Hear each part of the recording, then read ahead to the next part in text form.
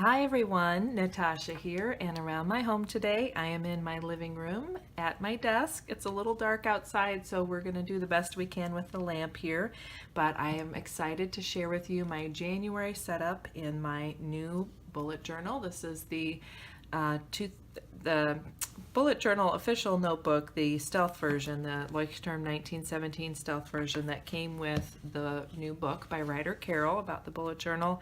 I haven't had a chance to read the book and I'm excited to do it, but the holidays were just too busy, so I got this as a Christmas gift, and now it'll be a time to sit down and do a little more reading, hopefully. If you've been following me, you know that's a challenge for me, but I'm really going to try to do it. So these are some of the supplies I used, mainly the Tombow 025 dual brush pen and the N95, which is that lightest gray brush pen, along with some markers. I've really been enjoying the Tombow Mono drawing pen. This is the 03, and it came in the January Boho Berry box.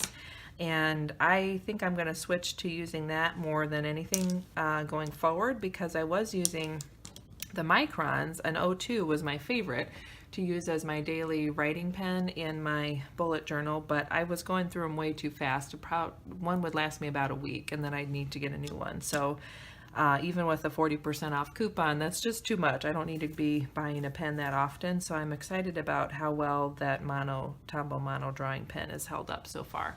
And then, of course, a ruler, and this is a new tip I have. This was an earring card, so it's a heavy plastic, but it's turned out to be a great little guide because it's just the right length that I needed for several of my setup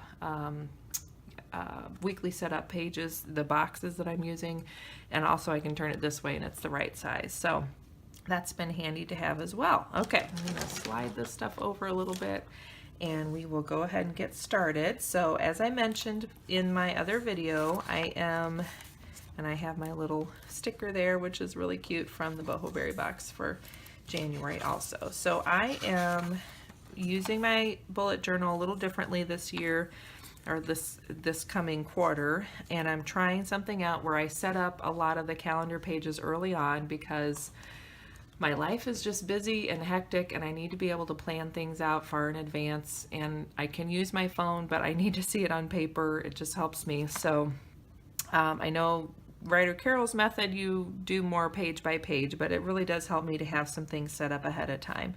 So I mentioned before, I have the calendar pages set up at the beginning, and then starting at the back, these are my reference and yearly tracker pages that are at the back of the notebook, and I'm just going to work my way to the middle. I have gone through and set up for the 12 months, I have these calendar pages so that I can just real quickly jot in events, recurring, calendar appointments, notes, and then I'll have my bills. You can check out my other video to see all of that. So let's get started, and we'll flip to January. So I went through and looked at my last couple of bullet journals to see how I'm using things, and I decided I still like having a big calendar layout. Again, I'm a visual person, and it just helps me to see where things are falling in the month. If I have a lot of appointments scheduled on one day, that kind of helps me see for the whole week how I need to plan the week. And I've added this extra column over here, which I didn't add it for this month, but I think that's okay. So this extra column is for me to plug in my top 3 tasks or projects that I want to work on that week. I really want to get a little bit better about pre-planning and paying attention to where I'm at on projects and things coming up. And then of course I have my zones plugged in here. I use the Fly Lady system for my cleaning and housekeeping and all that. So I have her zones plugged in there. Well, I should say my version of the zones. She's always saying, make it work for you. So these are the zones I use. And then I know it's probably hard to see on camera, but the little yellow numbers are my personal number. So this is using that Louise Hay system. So that this is my personal number for each day. And that just helps give me kind of a little quick overview about an affirmation I can use and the focus for the day. And then this is the personal month information, so you can read through that if you want to. So for me, January is a 3 personal month, and the keyword is enjoyment. If you want to read through all this, you can. And then the affirmation for January for me is I love life and the joy of living. So this gets me excited for how the month is going to go. I think after the stress and the busyness of December, it's nice to know that I have maybe a more relaxed, fun month coming up. So, and then I like having this page, and I like having my goals page side by side. It helps me think about those. I'm going to keep up with using a tracker. I like having the pre-printed ones. It's just a sticker that comes in the boho berry box. And I really want to focus on my miracle morning. I did pretty good the first half of December, and then the second half of December, as we were leading up to Christmas, I just got too busy and I let that slip, and I made other things a priority. But I know that my day starts off so much better when I can do my miracle morning. And I might even try to see if I can get the miracle morning audiobook through the library, and that might help refocus me on why it's so important to do that. So I've put back in my habit tracker. She's kind of revamped this, and it's a little bit bigger, and I like how it's laid out now. So I'm going to use that. And then I decided just to add a January notes page. I thought this could either be a brain dump or a brainstorm or list of projects. I'm not sure yet, but I like the idea of having that notes page. In December, I did a gratitude spread similar to this, and I've liked having that, so I kept that up for January. And that's really straightforward, just 2 lines a day. And then I went ahead and laid out my weekly pages and my daily pages, and I just made these little tabs by using, it's a Post-it brand tab. You can get a pack of 2 stacks of them, and they're a heavy plastic with a white label at the top, and it's made for tabbing in books. And then I use my label maker to just print these little numbers out and kind of trim everything down, and I did the same for the January tab. It really does help me to be able to flip around through the book and find, again, this monthly layout easily, and then these weekly layouts easily.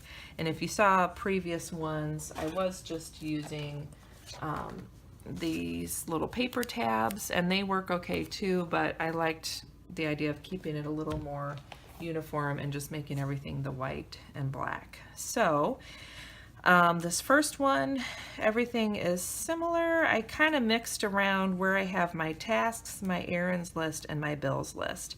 And what I find with my errands list is I tend to need a couple of lines for each stop, because I like to put in like the 2 or 3 important things I need to do at that stop. So I gave myself more room there. We'll try that out and see. I could even add some tasks up here if need be. And and the other thing about this week is it's only Tuesday through Saturday, so that was giving me some extra room to play with because I didn't have those extra couple of days. So then I just go through, and this is all I do is just the date and the day of the week, and I still end up with this extra page prior to the next week. And I'm thinking about maybe making this a weekly review page. I've seen a couple that I really like, and I even did, when I did the November Wellness Challenge, and I used a lot of ideas from the Clever Fox planner that Sophia was doing her challenge with. There was a review page that I really liked out of there, and the problem I have is our weekends are so busy, so I wouldn't really probably get to that page until Monday. And I'm trying to just kind of be honest with myself. Would I really have time to fill it out every week, and would it make a difference to me? So I don't know. I may try it this first week, and that might help me decide, yes, it's worth continuing to do that, or it's not really worth my time and I don't have the time and I'm not going to do that. And then we get into the next weekly spread, and I did change things up each week a little bit. Some of it was on purpose, some of it was on accident, or accidentally. So I will go through and just show you those. So here I kind of compacted the second half of the week, and I wasn't sure if that's going to work. Right now we're in our slow season for our family business, so our weekends aren't as full as they are in the summer, fall, and winter season. So I'll see how that works. And I used my I love this gray Tombow. The N95 is my all-time favorite right now. And I love it for just things like that. I thought that was so cute how that turns into a little plaid there. We'll see if this Aaron's thing works. I may end up regretting that I highlighted every other line because, like I said, sometimes I write 2 or 3 things with each stop, so we shall see. All right, so there's some more pages. Again, I have my blank page there. This weekly spread, I did the same thing there. I switched and I only highlighted bills, and then I have tasks up there. I think, what did I change? I feel like I did change something. I guess it was just the highlighting. So again, we'll see if this isn't enough room and I need to switch things around. Okay, so then we'll go to the next one. So for this one, I tried switching it completely. So I did Sunday through Thursday, and then I went back over here for Friday, Saturday, and I have errands and bills, and then my daily, weekly, these are more like my household cleaning items and prep items that I usually do. And then this is a list for tasks, which this is really short. I could have put it here. I don't know. I was just kind of playing around with it to see if I really want to do anything different or not. This one, I think I did the same thing here. I moved these down, and looks like I don't even have tasks listed at all.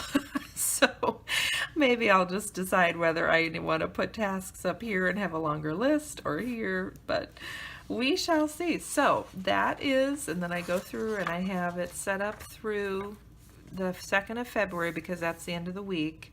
And then I'll have my blank page here. And again, I like either having, I like that I have this system set up where I always know that the last page, before the next week starts, is a blank page. Like I said, it may turn out that that's going to be my weekly review page, or it may just be that page that I have for any lists I need to make, or planning pages I want to do, or prep work or whatever. Or notes. I can use it for phone call notes, whatever. It's just nice to have that. And the only other thing that may kind of tie into that, sorry, that was a loud truck driving by, is after all my collections here, I have kind of intended that I'll be using some of these pages for project planning. So I'm kind of using the layout that Alexis, aka Miss Trenchcoat, uses in her system. I've tried it once and I like it. It kind of depends on the projects. For bigger projects, it works really good. There's a lot of room for steps and notes and breaking things down. For smaller projects, I don't know. Sometimes it feels like it's too much, but at the same time, I almost need those prompts to remind me to think about all the little steps that I would need for the project. So we shall see, but that is how I have January set up so far. So I hope that gives you some ideas. Like I've mentioned before, I am by no means an artistic pro here. I'm just a working mom with limited time, but I like to have my bullet journal as a little bit of a creative outlet and a tool to help me with my planning and memory keeping, because as I mentioned, and if you're new, I guess I should explain that. So on each day, I usually write in the weather as I'm like a day ahead of time, or maybe even that morning, and then I'll have one list on this side which says my, and I can show you in my current one, it'll say my day, and then I'll have a list that says my week, like this. As you can see, well, today's Saturday, so I need to fill this in. But so I'll go through and write any appointments that are time sensitive here, or any specific things that are going to happen, that affect my timetable that day. On this side, I'll write any just to-do items that I have. So it could be my household cleaning jobs, that go along with my zone cleaning, or my weekly checklist. It could be phone calls I need to make. It could be errands I need to run. It just all goes there.